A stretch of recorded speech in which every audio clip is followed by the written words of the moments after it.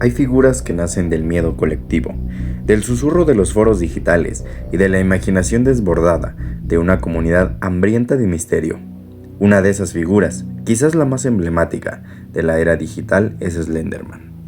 No proviene de un grimorio antiguo, no hay leyendas prehispánicas ni cuentos europeos medievales que hablen de él. Slenderman es un monstruo de nuestro tiempo, un espectro nacido en el útero oscuro de Internet.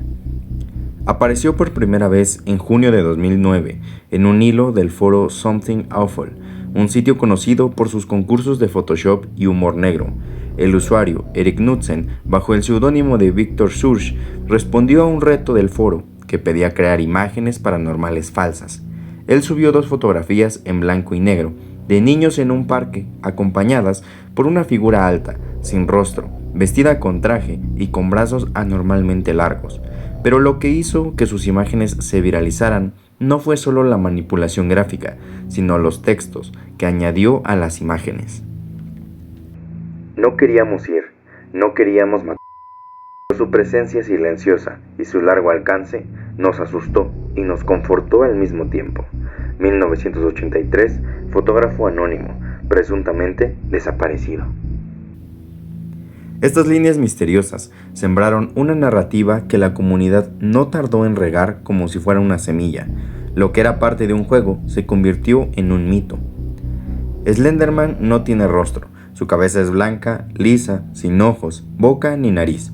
Viste siempre un traje negro con corbata roja o negra y su estatura puede variar, pero siempre es inusualmente alto, más de 2 metros. Sus brazos son largos, pero puede extender tentáculos o apéndices negros desde su espalda.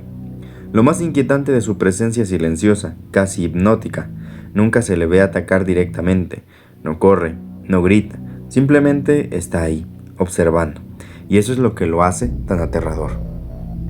A diferencia de otras leyendas urbanas, la historia de Slenderman no tiene un canon fijo.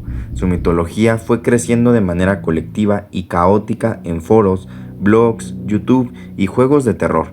Algunos elementos que se fueron sumando con el tiempo son los Slender Sickness, síntomas físicos y psicológicos que sufren las víctimas que lo ven como náuseas, emocionales, paranoia y pérdida de memoria. Interferencia electrónica, ya que se supone que su presencia suele ir acompañada de distorsiones en cámaras, grabaciones y aparatos electrónicos. También que atrae a niños. Se decía que raptaba a niños o que ellos lo seguían voluntariamente. Hay dibujos infantiles que supuestamente lo representan, como si lo vieran antes de desaparecer. Y los proxies, que son humanos controlados o influenciados por él, quienes actúan como sus siervos. Este concepto fue popularizado por la serie de YouTube Marble Hornets. Uno de los pilares de la popularidad de Slenderman fue la webserie Marble Hornets, como antes mencionábamos, que fue del 2009 a 2014 publicada en la plataforma de YouTube. Inspirada en el estilo de metraje encontrado, esta serie de videos narraba como un estudiante de cine investigaba unos misteriosos archivos relacionados con su amigo desaparecido. Allí aparece una figura inspirada en Slenderman llamada The Operator. Aunque nunca se le nombra como Slenderman, el parecido es obvio. Aparece sin rostro, distorsiona la señal, causa paranoia. La serie fue fundamental para expandir la leyenda como una narrativa más elaborada y envolvente. En el año de 2012, el desarrollador independiente Mark Hatley lanzó Slender: The 8 Pages, un videojuego gratuito en primera persona. El jugador debía recolectar 8 hojas esparcidas por un bosque oscuro mientras era acechado por Slenderman. La mecánica era simple, pero el terror que provocaba fue tan efectivo que el juego se volvió viral. YouTubers, especialmente los de horror, Let's Play como PewDiePie y Markiplier, impulsaron la popularidad del personaje a millones de espectadores. Slenderman ya no solo era una invención de internet, se había convertido en todo un fenómeno cultural. El 31 de mayo del año 2014, en Waukesha, Wisconsin, 2 niñas de 12 años, Anissa Weier y Morgan Geyser, atrajeron a su amiga a un bosque y la apuñalaron 9 veces. Cuando fueron detenidas, confesaron que lo hicieron para impresionar a Slenderman. Creían que al matar convertirse en sus sirvientas y vivir con él en su mansión en el bosque. Afirmaron que temían que Slenderman lastimara a sus familias si no obedecían. Este crimen conmocionó al mundo. Los medios hicieron eco del caso y comenzaron a cuestionar los peligros del contenido en línea. Slenderman dejó de ser solo una leyenda digital para convertirse, a los ojos del público, en una amenaza real. Después del caso de Wisconsin, muchas plataformas comenzaron a moderar contenido relacionado con esta entidad. Padres, educadores y gobiernos pusieron la lupa sobre el contenido digital y su influencia en los jóvenes. Sin embargo, la comunidad de fans se dividió. Algunos se alejaron del personaje considerándolo maldito. Otros, en cambio, defendieron que Slenderman era solo una creación de ficción y que el problema era la salud mental de las niñas, no la historia en sí. Con todo esto, la figura de Slenderman tuvo un gran impacto en la cultura popular, por ejemplo en las películas. En el año de 2018 se estrenó la película Slenderman, aunque recibió críticas negativas, hubo otras versiones independientes y cortometrajes más fieles al espíritu original. En la literatura, el personaje inspiró cuentos, cómics y novelas, incluyendo antologías de horror basadas en creepypastas. Y en parodias y homenajes, Slenderman apareció en programas como South Park, videojuegos como Minecraft, ya que ahí inspiró a Lenderman, y ha sido tema de canciones, animaciones y fanfics.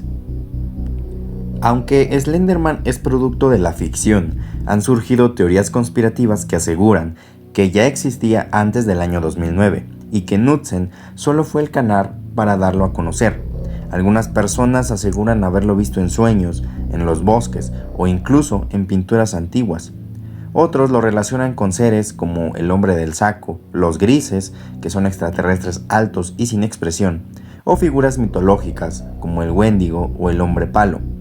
En Reddit hay reportes de avistamientos, incluso rituales supuestamente creados para invocarlo o contactar con él en sueños. Se dice que su figura resuena con miedos arquetípicos, la autoridad, lo desconocido y la vigilancia constante. Y en tiempos donde todo es grabado y compartido, Slenderman es quizás la representación moderna de un miedo ancestral, el de ser observado por algo que no comprendemos. Aunque el auge de Slenderman fue entre el año de 2010 y 2016, hay quienes aseguran que su regreso es cuestión de tiempo.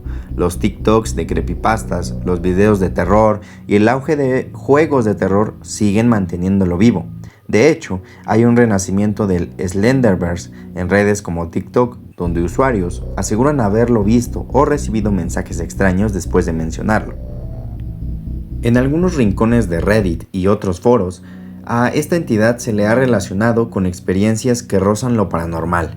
Hay quien asegura haber hecho rituales para invocarlo, algunos parecidos a los del hombre del medio espejo o el juego de la medianoche.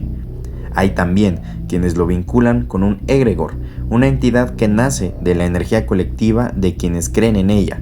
Bajo esta idea, Slenderman no era real, hasta que millones de personas lo imaginaron con tanta intensidad que le dieron forma, energía y existencia.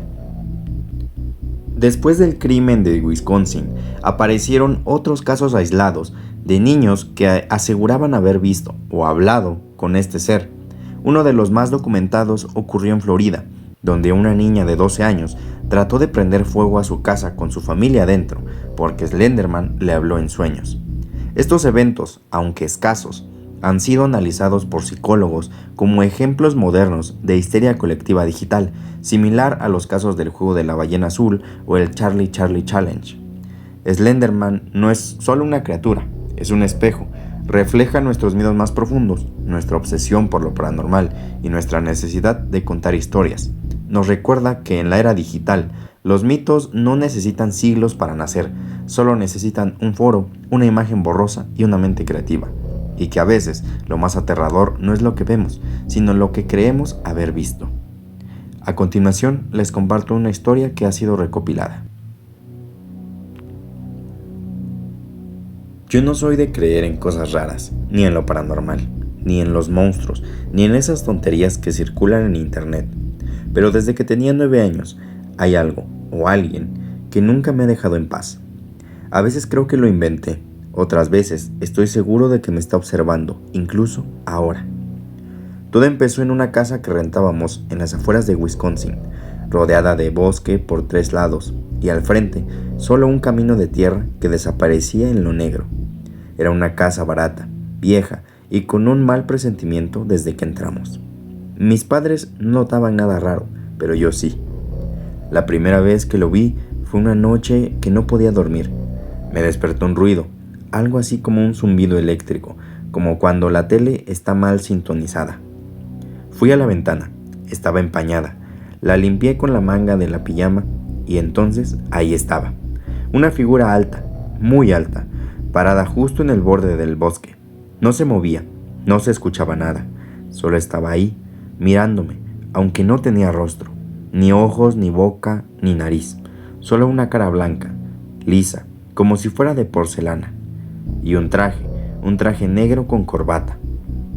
Me congelé, no podía apartar la mirada, y aunque yo sabía que debía gritar o correr, no lo hice. Me quedé ahí observándolo. Pasaron segundos, quizá minutos, no lo sé.